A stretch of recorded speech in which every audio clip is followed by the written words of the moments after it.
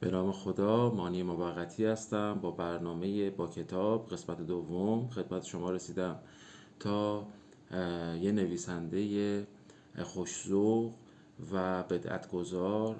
در سالهای اخیر رو در زمینه کتاب‌های روانشناسی و بین رشته‌ای جامعه شناسی هنری و البته فلسفه که رشته خود این نویسنده خونده در دانشگاه، بخشی از تحصیل نویسنده بوده، خدمتتون معرفی کنم. امیدوارم که دقایقی که با هم دیگه همراه هستیم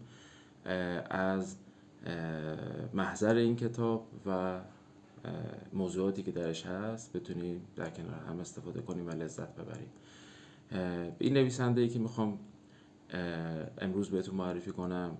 نویسنده سوئیسی تبار هست. خیلی جالبه، در قسمت قبلی برنامه هم از یک نویسنده یا از یک روانشناس سوئیسی که البته بنیانگذار علم روانشناسی در واقع ضمیر ناخودآگاه آقای دکتر یونگ صحبت به میون اومد و کتاب ایشون رو معرفی کردیم. تو این برنامه هم نویسنده سوئیسی تبار، البته خیلی ها ایشون رو بریتانیایی امریکایی میدونن، ولی در واقع ایشون در سوئیس به دنیا آمدن و والدینشون هم اگه اشتباه نکنم پدرشون مصری و مادر ایشون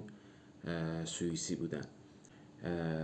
من خیلی از کتاب‌های ایشون لذت میبرم، خیلی استفاده کردم. تعداد چاپ‌هایی که در کشور ما انجام شده نشون دهنده این است که بالای در واقع صدها مرتبه کتاب ایشون از سال 2000 تا 2004 به بعد در ایران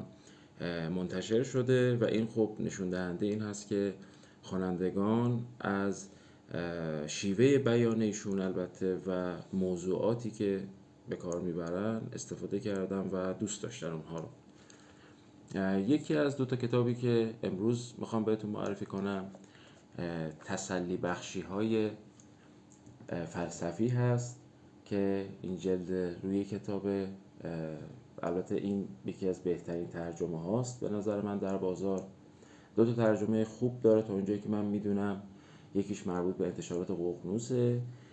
یکی دیگهش هم که من اینجا نوشتم تا خدمتتون بگم مربوط به انتشارات یوشیتا که عرفان ثابتی انتشاراتی ققنوس و خانم صدیقه اوشنی یوشیتا در واقع این ترجمه هاشون رو چاپ کرده. کتاب پرباریه و اینکه اساساً در مورد موضوع کتاب بخوایم بگیم که در واقع در 6 بخش از 6 فیلسوف مثال به میون اومده و یه جور تصورات و موضوعهای انتزاعی در فلسفه و نظریه پردازی های فلسفی رو اینها رو در زندگی روزمره آیا آلن دوباتن با توجه به اینکه خودشون فلسفه خوندن، لیسانسشون و فوق لیسانسشون فلسفه بوده و در واقع اشراف کافی به این موضوع دارن، با توجه به اینکه انسان هم عصر ما هم هستن، طبیعتا این چند وجهی بودن ایشون باعث شده که به نظر من با توجه به اون روحیه شوخ طبعی و طنزی هم که در وجودشون هست یک کار به نظر من درخور و خوندنی به وجود اومده. و عرض کردم 6 بخش هست این کتاب، هر بخش از یک فیلسوف و درباره نپذیرفته شدن، درباره طرد شدن، درباره حسادت، درباره بسیاری از رنج‌های انسان که در واقع با دید فلسفی از منظر نگاه فیلسوف‌های مهم مثل شوپنهاور، مثل ارسطو، مثل سقراط مطرح شده و اینکه در نهایت عرض کردم از اون انتزاع و تصورات ذهنی و نظریه پردازی ها به زندگی روزمره مردم بست و در واقع ربط داده میشه توی این کتاب و موضوعات این کتاب. حالا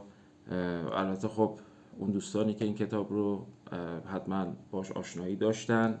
حتما خوندن یا در موردش اطلاعاتی دارن، اون دوستانی هم که به هر ترتیب میسر نشده که این کتاب رو تهیه کنن، به نظر من در ارتباط با دغدغه هایی که امروز توی روزمره توی زندگیمون داریم فکر میکنم بسیار بر ذهن و روح و روان آدم تاثیرگذاره و تاثیرات خیلی خیلی مثبتی میذاره. حالا اگه بخوام مثلا اشاره هایی بکنم از اینکه بخش های این کتاب چه موضوعاتی داره، مثلا بخش یکمش تسلی بخشی در مواجهه با عدم محبوبیت که مثال آورده در مورد نقاشی شخصی به نام ژاک لویی داوید که ایشون در واقع یک نقاشی رو کشیدن در ارتباط با محاکمه سقراط و فحوای در واقع این صحبت این هستش که این موضوع این هستش که اگر هم محبوب نیستی، اگر هم مورد پسند عام نیستی، این دلیل بر این نیست که شما 100% درست نباشی یا کار شما یا اندیشه شما درست نباشه. یه جورای ایمان شخصی و فردی به انسان به خود رو در واقع داره بررسی میکنه توی این بخش‌های دیگه هم به همین صورت در مورد موضوعات مختلفی هست، مثلا تسلی بخشی در مواجهه با کمپولی که فکر میکنم که موضوع روزمره خیلی از ماها هست در شرایط فعلی، که این رو هم با در واقع طنازی و پرداختن به موضوعی فلسفی در واقع اشارات فلسفی این رو ادامه میده و تشریح میکنه که فکر کنم که توی بحث کمپولی آقای فیلسوف اپیکور رو ایشون در واقع اسم میبرن و همینطور بخش‌های دیگه هم به همین صورت و در مواجهه با ناتوانی و نابسندگی هست. یک قسمتی تسلی بخشی قلب شکسته هست. من به نظرم یک کتابی هست که مفید هست. من این کانال رو بر اساس اینکه صرفاً تریبونی باشه بنا نکردم و بیشتر زمینه ذهنیم این بود که مطالبی که خودم ازشون استفاده کردم و در زندگی روزمره تونستم ارتباطی باهاش پیدا کنم و ازش استفاده کنم رو خدمت دوستان دوست دارم معرفی کنم و اونها هم از این مسائل استفاده کنم و لذت ببرن. و اساساً دانش اگر با شناخت و خودآگاهی همراه باشه بی نهایت میتونه مثمر ثمر واقع بشه. با بهترین آرزوها، مانی موقتی هستم. این برنامه با کتاب بود. خوشحالم از دیدارتون. خداحافظ شما.